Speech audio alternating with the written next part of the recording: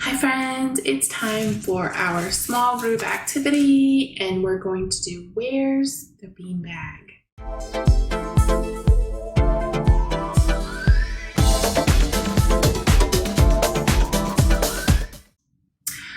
Okay, so you will need some bean bags or something that you can throw easily.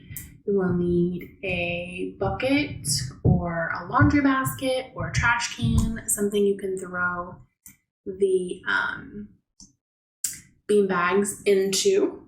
You will need some masking tape to mark a line for where to stand.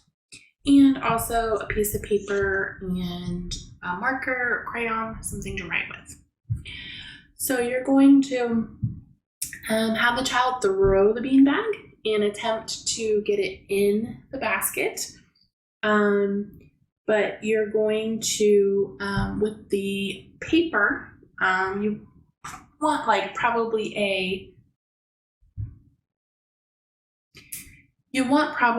a big piece of paper, kind of like a chart paper, and you're going to draw the object that you're tossing it into. So if it's a trash can, draw a trash can, basket, whatever.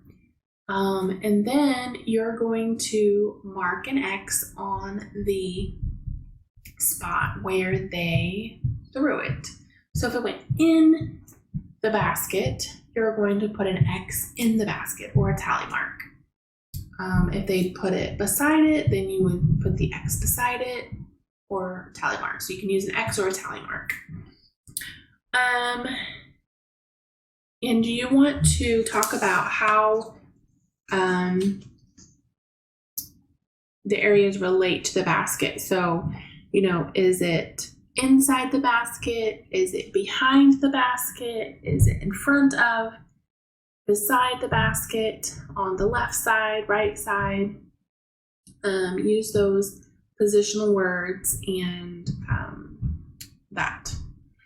So for the levels, you would start off by having the child toss the beanbag and then tell you where it landed. So is it in the basket or out of the basket? Be a good place to start. Then second level, you would want to prompt the child to describe the beanbag's proximity to the basket. Inside, outside, beside, between, next to. So you might ask, where did the beanbag land? And then say, yes, it landed next to the basket. You're right, it landed beside the flower on the rug. Okay. Third level, encourage children to use positional words indicating location, direction, and distance. You're right, the beanbag landed in front of the basket this time. Mimi, where did your basket or your beanbag land? Yes, it landed outside the basket, but it is near the basket.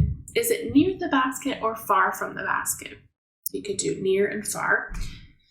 The next level would be to help the child to mark where it is on the chart. So like we talked about before, so have them do the marking. So if it went in the basket, again, you're going to put an X or a tally mark that shows it inside the basket. If it's beside it or behind it, you would mark it accordingly. And then finally, you would give the child their own paper and have them throw the beanbag and mark their own the best they can. So they would go from just telling you, in the beginning, the first level will be telling you where the beanbag is at, to the very last level, they would be able to mark it on their own. So the questions to think about as you're doing this activity: to report to your teacher, what positional words did the child understand? So was it, inside, outside, behind, in front of, beside?